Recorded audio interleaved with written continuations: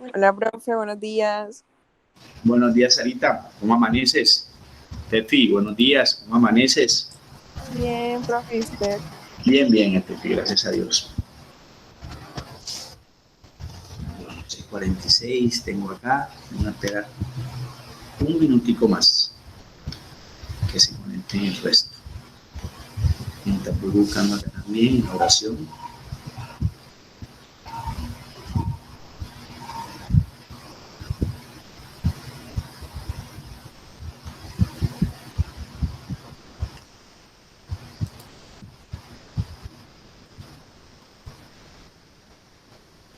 Helen, buenos días, Helencita.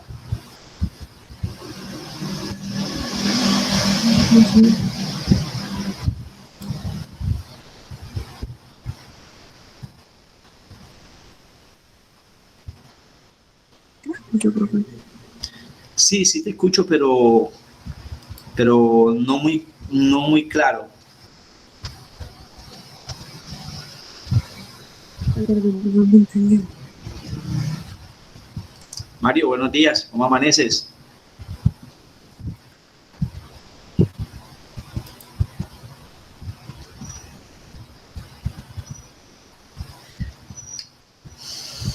Bien, 6:48, conmigo 14. Em, los encargados del rosario están, o hacemos la oración mientras van llegando, para no perder Profe, yo tiempito. creo que la encargada es Majo.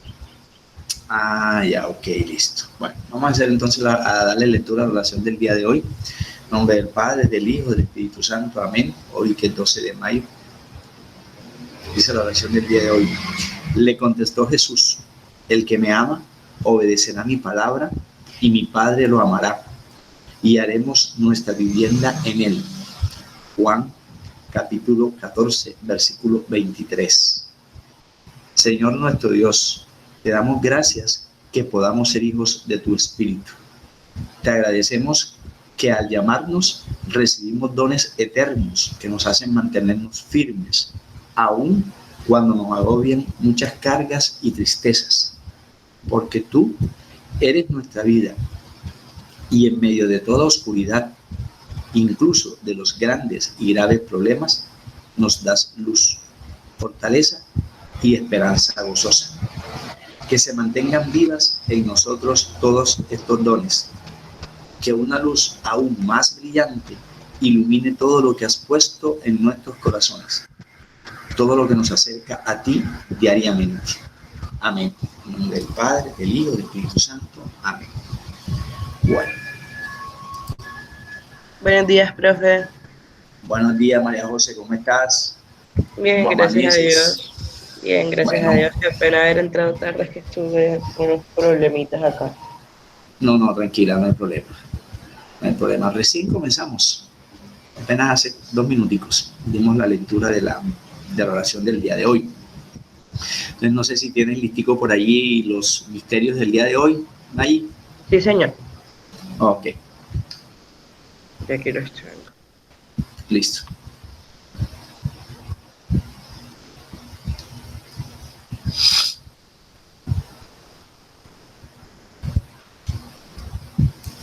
Hoy tocan glorioso. Si hoy es miércoles.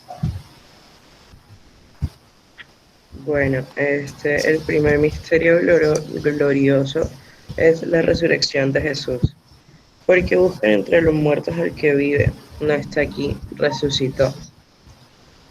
Padre nuestro que estás en el cielo, santificado sea tu nombre, venga a nosotros tu reino, hágase Señor tu voluntad en la tierra como en el cielo.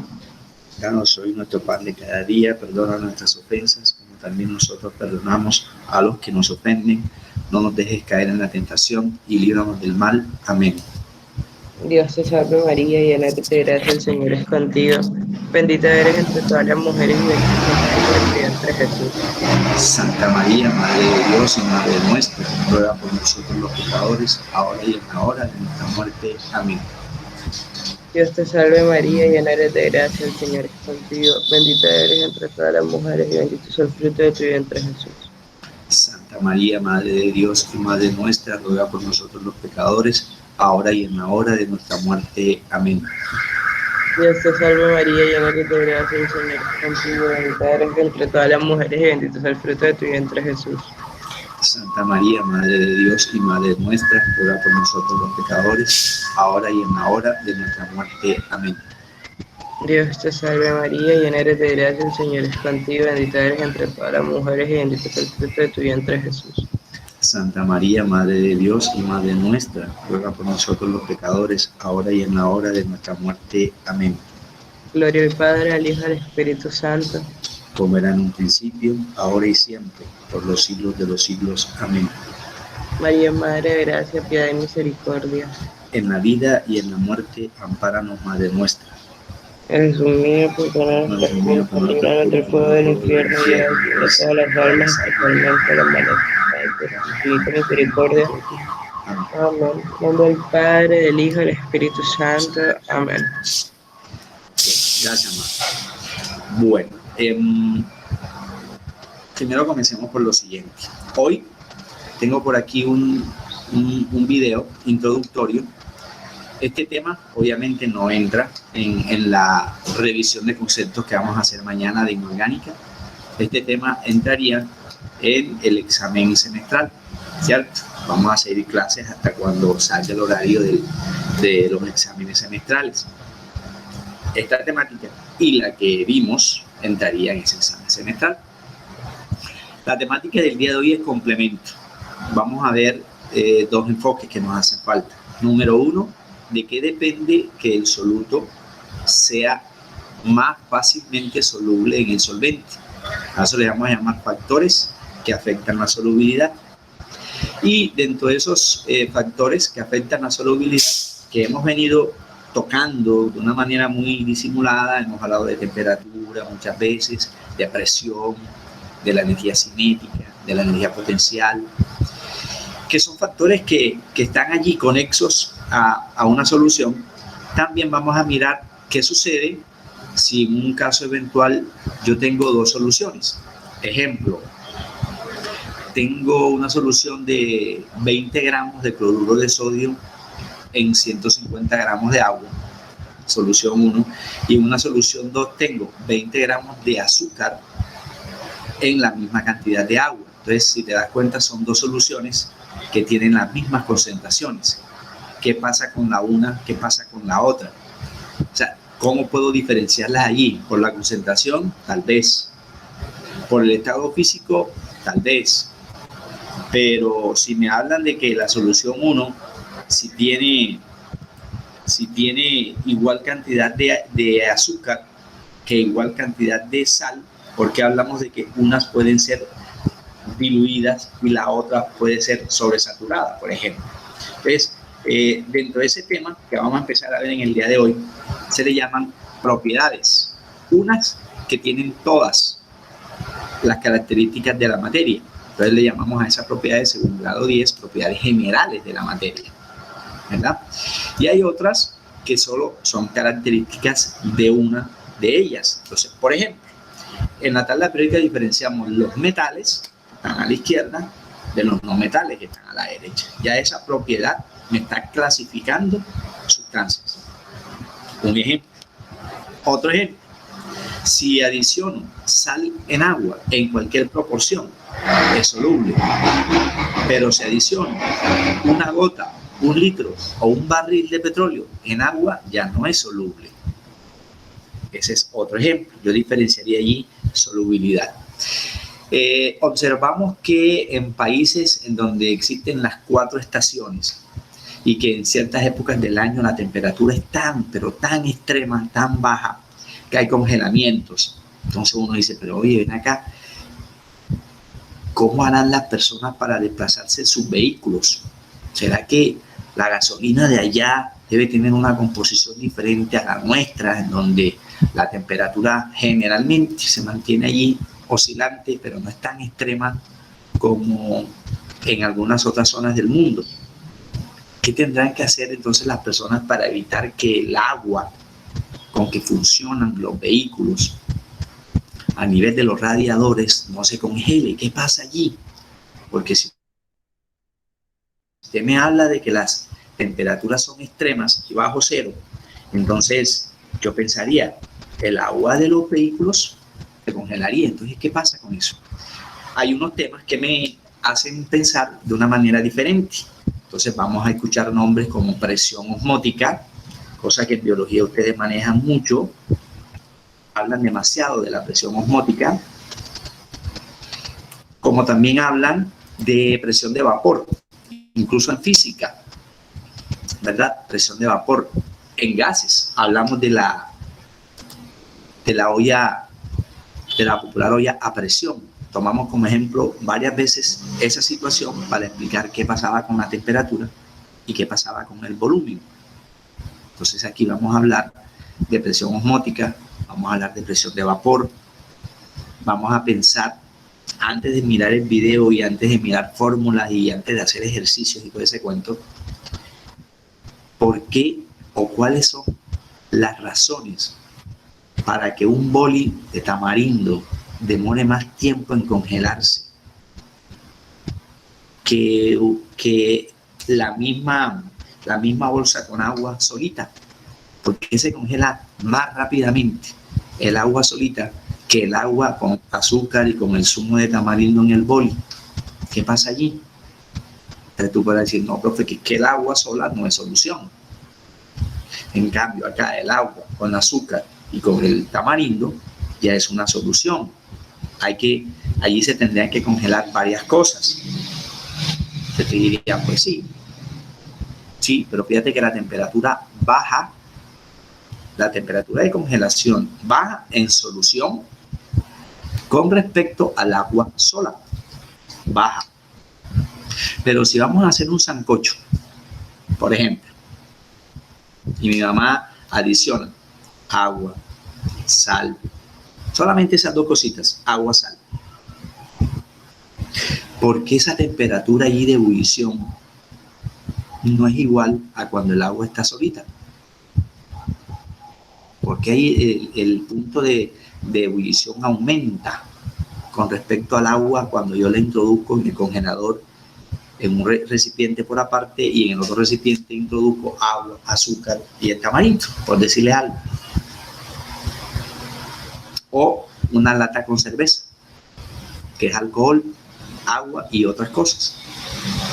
Porque esa lata con cerveza, que es una solución, demora un tiempito más para congelarse si yo al lado coloco una botella con agua? Entonces, esas cosas que de pronto no son para nosotros muy llamativas desde el punto de vista de fórmulas y mirar que hay unos principios que operan allí, es lo que vamos a empezar a ver en el día de hoy. Son 4 propiedades que dependen de la concentración y un ejemplo final como introductorio. Resulta que John Macareno se siente muy pesado, se levanta con pereza, se cansa mucho, y John Macareno decide ir primero consultar vía virtual con el médico, ¿no? Porque ya ir a una clínica es tremendamente peligrosísimo, ¿verdad? Si hay que ir ya en últimas, pero no como antes, que tengo un dolorcito de muela, puf, para la clínica, me dolía la uña, puf, para la clínica, iba a visitar a un paciente y me fascinaba, puf, o sea, ya hay que tener en consideración eso. Bueno, resulta que el médico me dice, no, John, vamos a hacerte un análisis de sangre, necesito que vayas a tal hora, al laboratorio tal, en ayunas, lleves una muestra de orina, lleves una muestra de heces fecales y te van a hacer una muestra de sangre. Muestra. El médico en ningún momento me dice, no, te vamos a dejar internado allí 15 días para sacarte toda la sangre y mirar qué es lo que pasa en la sangre.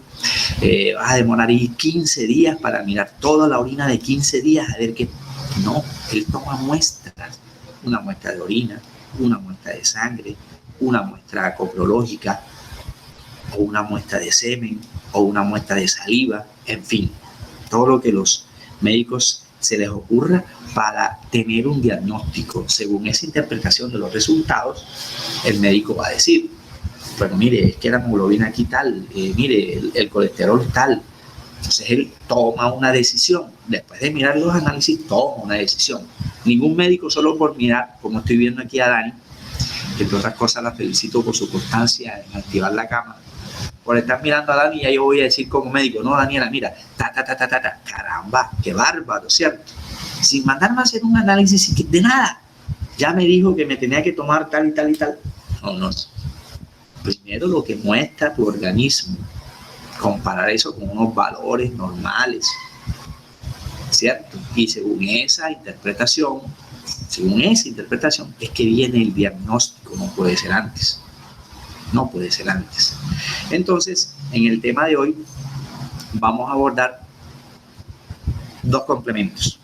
Uno que se llama propiedades, el nombre es rarito, pero no es difícil. Coligativa se refiere a concentración. Son propiedades que dependen de la concentración de las soluciones. Algunas aumentarán, como el punto de ebullición. Otras disminuirán, como el punto de congelación. Otras van a depender del movimiento de las partículas, presión osmótica. Ahora es que nosotros vamos a entender en química por qué el profesor de biología, para definirme presión osmótica, me decía que es la fuerza que ejercen las moléculas de un sitio de menor concentración a un sitio de mayor concentración a partir de una membrana plasmática. Y yo repetía eso. Y listo. Ya sé lo que significa presión osmótica. Y resulta que conexo a esa definición, si es una fuerza se puede medir. Y si se mide tiene que ser en base, tomando como referencia a ciertos parámetros. Entonces vamos a hablar de la molaridad, que ya sé cómo calcularla y cómo interpretarla. Voy a hablar de R, presión osmótica, porque los gases ejercen presión también. Entonces tengo que hablar de R, que es la constante universal de los gases. Ya sé cuánto vale, ya sé de qué depende, ya sé cómo demostrarla. Y voy a hablar de temperatura, por ejemplo, en presión osmótica, ¿cierto? O vamos a hablar de presión de vapor, porque si yo dejo mal tapado el recipiente de un perfume o de un medicamento, dice uno acá popularmente, no, eso se perdió, se perdió el concentrado, dice uno. ¿Por qué? ¿De qué depende eso? Esa presión de vapor, ¿de qué va a depender? Entonces vamos a hablar de ahí de la ley de Henry y todo ese cuento. Pero demostrativamente la matematización la vamos a dejar a un lado. Es el análisis de lo que me diga la situación, si es mayor, si es menor, qué le pasa al número de moles, de qué depende el número de moles, y ya yo eso lo sé interpretar por fracción molar. ¿Me pueden dar una fracción molar? Yo puedo deducir cómo podría ser su masa inicial, su masa molecular, su número de moles, si es soluto, si es solvente, por qué es soluto, por qué es solvente.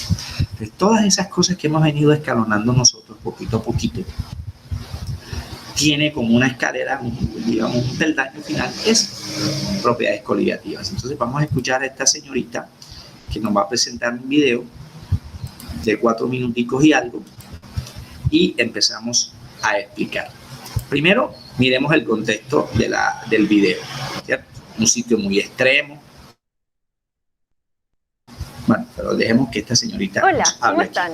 Yo estoy de paseo en Punta Arenas. Una amiga me invitó y me trajo a patinar sobre hielo en esta laguna congelada. La verdad es que el patinaje en hielo no es lo mío. Lo intenté, pero me caía harto, entonces mejor me fui al borde a mirar cómo patinaban los demás. Y mientras estaba ahí, me puse a pensar, un momento, si esta laguna está formada principalmente por agua, igual que el mar, ¿por qué no puedo patinar en el mar? Mi amiga me escuchó y me dijo, yo creo que es porque tienes pésimo equilibrio. Pero ese no era el punto era, ¿por qué el mar no se congela y esta laguna sí? Si están muy cerca y deben estar a temperaturas muy similares. La respuesta a esta pregunta es con el tema de este video, las propiedades coligativas de las soluciones, que incluyen la disminución del punto de congelación, aumento del punto de ebullición, disminución de la presión de vapor y la presión osmótica. En este video nos vamos a enfocar en las dos primeras.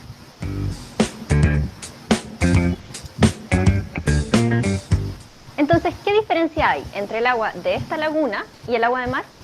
Exactamente, la concentración de sales. El mar tiene mayor concentración de sales, por lo que se congela a menor temperatura. constituyendo un ejemplo de lo que se denomina crioscopía o descenso crioscópico.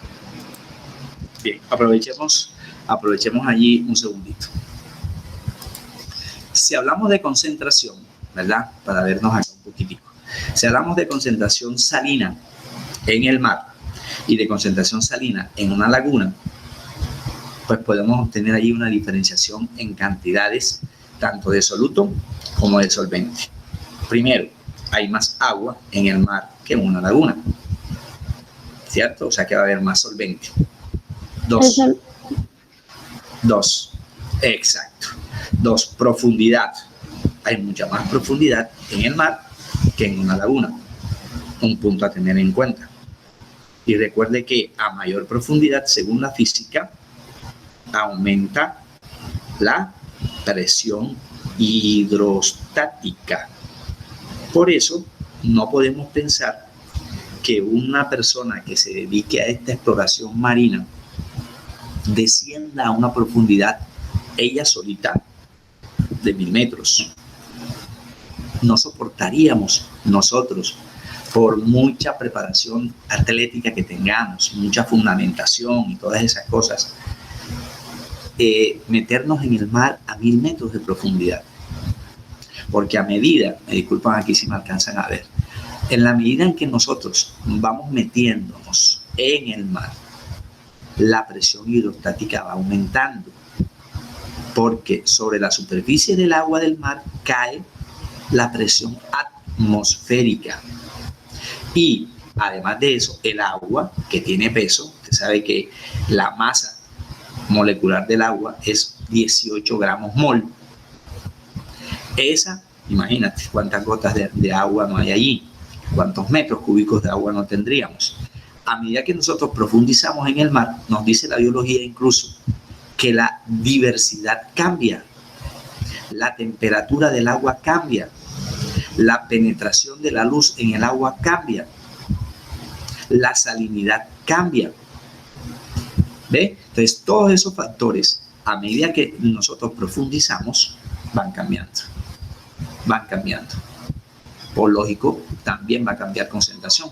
La turbulencia del agua también va a cambiar. Y si pensamos en aquella caricatura o en aquella película, si no la vimos, al menos yo me la vi como 2 o 3 veces, Buscando a Nemo, en caricaturitas, en dibujitos animados, hay una escena en donde nos presentan un pez muy maluco allá en la profundidad que Nemo se encandila porque ve que es una luz. Eso es una adaptación morfofisiológica que nos explica la biología. Esos animalitos que crecen a tanta profundidad tienen que adaptarse su cuerpo, su conformación biológica a esa presión inmensa que están sometidos, a lo que están sometidos en esa profundidad. Y eso se le llama bioluminiscencia. ¿La realizan para qué? Pues para atraer a otros peces y capturarlos, comérselos, ¿verdad? Pues en ese sentido, si eso cambia en el mar, te puedes imaginar la concentración con respecto a una laguna, que es lo que esta chica nos está explicando acá. Entonces, sigamos en esa contextualización. ¿Suena raro? No te preocupes, son solo palabras rimbombantes para decir que disminuye el punto de congelación. Dicho descenso se da de acuerdo a la siguiente ecuación. Esta ecuación nos indica que la disminución de la temperatura de congelación se calcula como el producto entre una constante propia del solvente, la molalidad de la solución y un factor I que corresponde al número de partículas que produce el soluto al disolverse. Un segundito, voy a aprovechar esa expresión que nos acaba de decir ella. Bueno, esto que ella nos está diciendo y que aparece aquí en el texto tiene mucha implicación con lo que hemos venido trabajando. Este delta en matemáticas significa variación, o en cálculo significa variación. Una variación o puede ser por incremento o por disminución, precisamente por eso es una variación. T, temperatura, y C viene de crioscopía, que es congelamiento.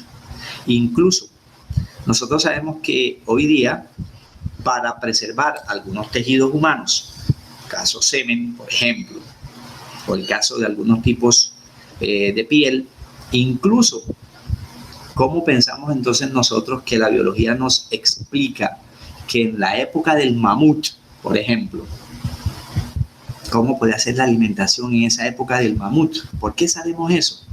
Porque esos animales que pudieron existir en nuestro planeta por múltiples razones quedaron atrapados por la nieve y ocurre lo que se llama el congelamiento, la preservación de ese cadáver, entre comillas, por muchísimo tiempo hasta cuando algunos investigadores lo encuentren. Disminución de temperatura crioscópica, ¿cierto? O descenso en el punto de congelación, como ella misma nos acaba de decir. Se calcula por esto. Pero de estos tres términos, fíjate que aquí aparece molalidad, que es número de moles de soluto sobre kilogramos de solvente. Como el solvente universal es el agua, yo puedo establecer que en lugar de ser molalidad, sea molaridad. Yo te diría, pues sí, también se puede trabajar, pero eso lo vamos a demostrar con ejercicios posteriores. Apenas estamos en una presentación. Constante crioscópica, K sub C, tiene unos valores medidos en grados centígrados por mol. En algunos casos 2.54, en otros casos 0.15. Eso lo vamos a mirar después con ejercicios. Factor I, que corresponde al número de partículas que produce el soluto al disolverse. Por ejemplo, la sal común, de fórmula NaCl, es un compuesto iónico que al disolverse en agua se disocia de acuerdo a la ecuación. Por lo tanto, si quisiéramos calcular cuánto disminuye el punto de congelación del agua al agregarle sal, deberíamos considerar un factor I igual a 2, ya que por cada mol de cloruro de sodio que agreguemos a la solución, se van a producir 2 moles de iones. A ver, retomemos un segundito. En 10º grado me hablaban de potencial de ionización como propiedad periódica de los elementos distribuidos a lo largo y ancho de la tabla periódica. Nos decían que si bajamos aumentaba tal cosa, que si subíamos en un grupo disminuía tal cosa, si me iba de izquierda a derecha aumentaba otra, si me iba de derecha a izquierda disminuía otra. La disociación es aquella propiedad que tienen los compuestos químicos, en este caso inorgánicos, para separarse una vez se rompan los enlaces debido a la combinación con el agua, en este caso. El cloruro de sodio, como recordamos en la clase de normalidad de ayer, por ejemplo, es una sal, pero a diferencia del sulfato férrico que trabajamos ayer, el cloruro de sodio es mucho más sencillo, no tiene oxígeno la sal, ¿verdad? Como no tiene oxígeno la fórmula de la sal, entonces no va a venir de un ácido oxácido. Debería venir de un ácido hidrácido. ¿Cuál? El que tenga cloro. Y como el cloro está en el grupo 7A, a la derecha de la tabla, dentro del grupo de los halógenos, el cloro quita, por su valor de electronegatividad fuerte, en comparación con el del sodio, pues le va a quitar el único electrón que tiene el sodio, porque el sodio está en el grupo 1A, por acá a la izquierda de la tabla, mientras que el cloro está por acá a la derecha. Mientras más lejos estén los elementos, más diferencia de electronegatividad va a existir. Por lo tanto, va a haber una mayor probabilidad de ionizarse, es decir, romper su enlace iónico y generarme tantos cationes como existan en el compuesto. Aquí hay 2 iones, sí, uno positivo, sodio, porque es un metal, y otro negativo, claro, el cloro, porque es un no metal y es un anión. Por eso la señorita nos habla de 2 iones, cuya sumatoria me da 0, más 1, menos 1, 0, porque este es un compuesto neutro, ¿cierto? Recordemos esa partecita ahí. Que por cada mol de cloruro de sodio que agreguemos a la solución, se van a producir 2 moles de iones. En cambio, si agregamos azúcar, sacarosa, el valor de I es 1, porque esta molécula se disuelve sin disociarse. Como mi amiga sigue patinando, voy a entretenerme calculando a qué temperatura se congela el agua de mar. En la tabla se muestran las concentraciones molales promedio de distintos iones en el agua de mar. Como las propiedades coligativas solo dependen del número de partículas disueltas y no de la identidad de las mismas, podemos sumar peras con manzanas, o en este caso cloruros con sulfatos y bicarbonatos. Al hacer esta suma, obtenemos una concentración total de 1,097 mol de iones por kilo de agua. Si recordamos la ecuación del descenso crioscópico, podemos ver que para calcular cuánto disminuye el punto de congelación del agua en la solución, necesitamos además el valor de la constante Kc, o constante crioscópica, cuyo valor para el agua es 1,86 grados Celsius por molar. Considerando que en la tabla se nos entregan las concentraciones de iones ya disociados, no es necesario considerar el factor I. Por lo tanto, la disminución del punto de congelación del agua va a ser 2,04 grados Celsius. Bien, aprovechemos la lámina. Al hablar de que el agua de mar es salada, eso es tan etéreo, tan difuso como hablar de especies de seres vivos en el planeta. Muchas. ¿Cuáles? Esta tabla ya nos esquematiza cuáles son las principales. Yo diría que cuáles son esas sales categorizadas por iones que se presentan en el agua de mar. ¿Medida en qué? Ellos miden la concentración, por ejemplo, del ion cloro en gramos por cada kilogramo de agua. Masa molar del ion es simplemente su masa atómica. Si usted revisa en la tabla periódica, la masa del cloro es 35.45. Aquí nos están, como dice el matemático, nos están aproximando la masa del cloro. Primero vamos a explicar esta columnita, a recordarla más bien. Si revisamos la masa atómica del sodio, ojalá lo estés haciendo en casa, encontraremos que la masa atómica del sodio es 22,9, aproximado 23, ¿cierto? Hasta aquí no hay ningún problema. O sea que la masa molecular del cloruro de sodio es 58,5. Sí, pero no solamente hay cloruro de sodio en el agua de mar, hay iones sulfatos. Mire, del que hablábamos ayer, el ion sulfato, que es el que me va a producir la sal, sulfato, tal cosa. Si es con hierro, cuando trabaja con 3, sulfato férrico, pero también puede ser cuando trabaje con 2, sulfato ferroso. No es lo mismo ni el nombre, ni la fórmula, ni sus masas moleculares. Sin embargo, me están diciendo que la masa molecular del ion sulfato es 96. Claro, porque el ácido sulfúrico, que es el que me genera el ion sulfato, es 98. Y en el ácido sulfúrico, ¿cuántos hidrógenos existen? 2. Por esa razón, te aparecen aquí 2 cargas negativas en el ion sulfato.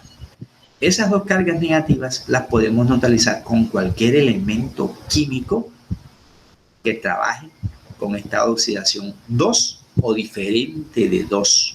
Entonces yo puedo hablar de sulfato férrico, sulfato ferroso, sulfato de sodio, sulfato de magnesio, sulfato de potasio. ¿Sí ven? Entonces, esas categorías de estados de oxidación no puede ser de cualquier manera. Y se mantiene la terminación en virtud del estado oxidativo del ion. Me da 96 porque proviene del ácido diprótico H2SO4. Me da 96. Una explicación. Segunda explicación. Si el azufre es 32 y el oxígeno es 16, 4 por 16, 64, ¿no? Más 32, aquí está. Sí, profe. 96. 96. La tabla va bien hasta ahí. Magnesio. Mira, magnesio más 2. Aquí tenemos, yo puedo hablar de sulfato de magnesio sin ningún problema y estaría neutro. MgSO4 sin paréntesis. Porque ayer les decía, generalmente cuando el estado de oxidación del metal es distinto de 1 se utiliza paréntesis, pero no siempre. Fíjate que aquí me da menos 2 más 2 me da 0. Si revisas la masa atómica del magnesio, aproximadamente 24. El ion calcio, que está en el mismo grupo del magnesio, berilio, magnesio, calcio, estroncio, bario, radio, todos los del grupo 2 trabajan con más 2. La masa atómica del calcio es 40. Potasio ya no puede ser más 2 porque el potasio está en el grupo 1. O sea que no puedo hablar de sulfato de potasio. Sí, señor. Pero cuando trabaje con +1, con subíndice 2. Para que 2 positivos y 2 negativos me dé 0. K2SO4 sería la fórmula del sulfato de potasio. Profe, una pregunta. Lo que pasa es que ahí usted nos está diciendo que si trabajaría, o sea, si trabaja con 2, ahí sí se podría poner azufre. Pero en Exacto. este caso de que está trabajando solo con 1, ¿cómo sería? Ok, bueno, un momentico, ¿me permites? Que no propuse, ya, no voy a ir al chat, no propuse pizarra hoy para cambiar. La fórmula sería así. Sería K2SO4. Vámonos aquí al chat. Están revisando el chat. ¿Por qué K2? Porque el potasio está en el grupo 1. El azufre está en el grupo 6 y el oxígeno está en el grupo 6. ¿Por qué la fórmula correcta es K2? Porque el estado de oxidación del potasio es 1. Por el subíndice 2 te da 2. Para que quede neutra. Exactamente, Dani, para que me dé la neutralidad. Más 6 del azufre te da más 8. Y el oxígeno que trabaja con -2 por 4 te daría -8. Me daría neutro en ese caso.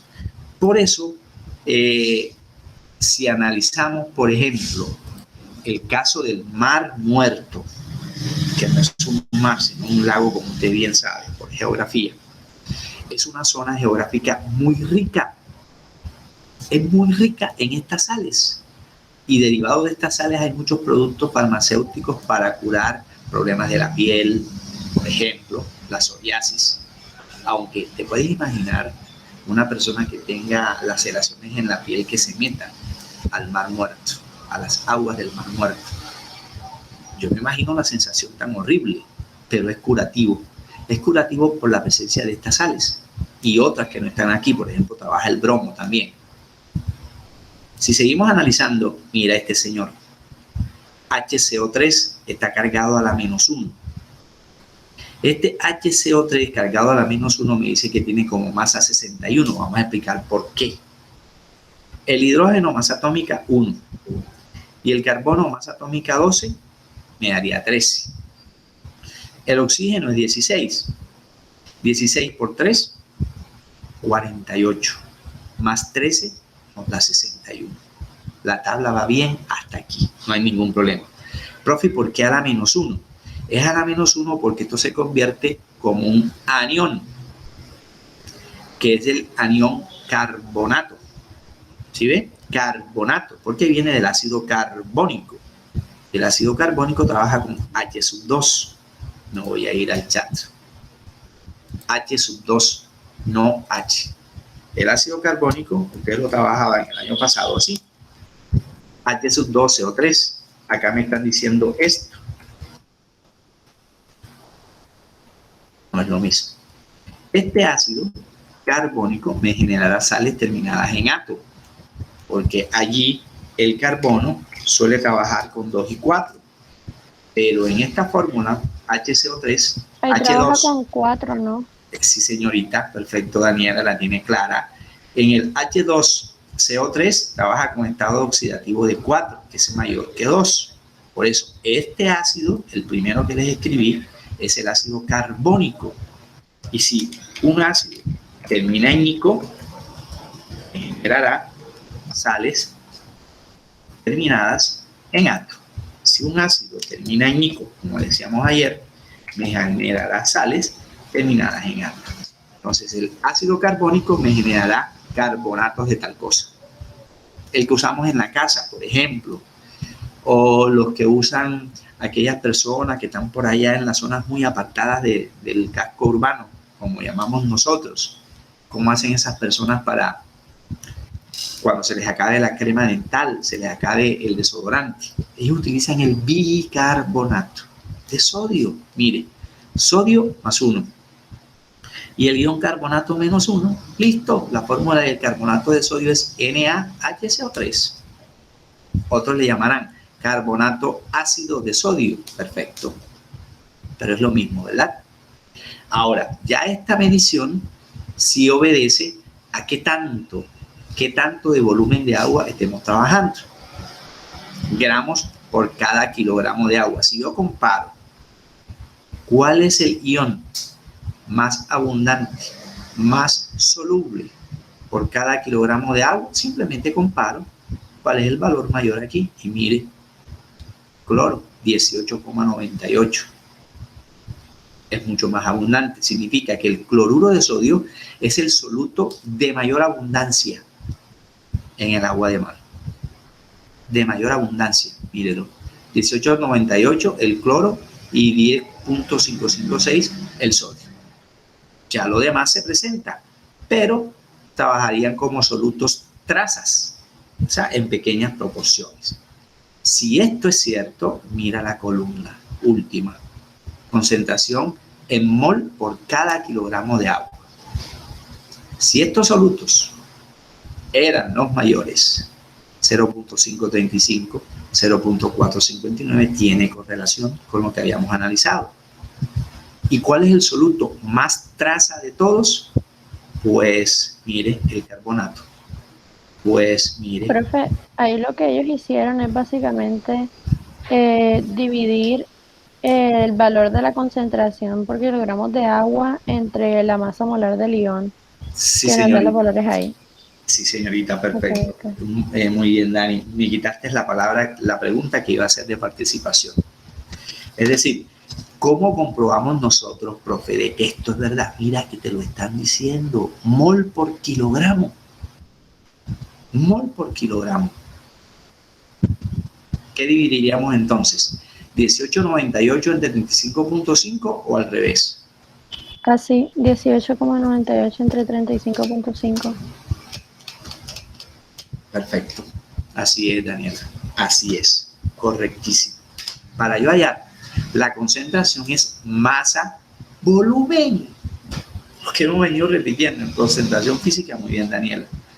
En concentración física y en concentración química no nos salimos de esa fórmula. Concentración, masa con respecto al volumen.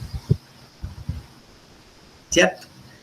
Entonces, lo que nosotros analizamos en ejercicios anteriores nos sigue dando la razón. A mayor masa, mayor concentración. ¿Cierto? Y si sumamos todo esto, todas las concentraciones, si quieres, nos va a dar 1, mira que aquí me lo están diciendo, 1,097. Yo no podía hablar aquí de fracciones molares, porque una fracción molar no puede superar a 1, y aquí está superando a 1. Profe, es que no es fracción molar, es molalidad. Mírelo, molalidad. ¿Cierto? Molalidad. Es otra cosa. Entonces, esta tabla obedece a un análisis si nosotros nos agarramos bien de la tabla periódica, si nosotros nos agarramos bien de nomenclatura, si nosotros somos muy buenos observadores en el sentido de las cargas y el porqué de las cargas. ¿Por qué es -1? Porque quitó un electrón. ¿Por qué es +2? Porque pierde 2 electrones. Ahora, ¿por qué los pierde? Porque está en el grupo 2A. ¿Por qué los gana? Porque está en el grupo 7A. ¿Y por qué solo 1? Porque recibió 1 y nada más 1 en esta fórmula, cloruro de sodio, que no es la única que me puede formar el cloro, porque yo puedo hablar de cloruro de sodio, pero también te puedo hablar de clorato de potasio, de politalcosa o de pertalcosa. El cloro trabaja con 4 estados de oxidación. Y si yo analizo bien, esos 4 estados de oxidación me formarán 4 ácidos oxácidos. Pero me puede formar un ácido hidrácido.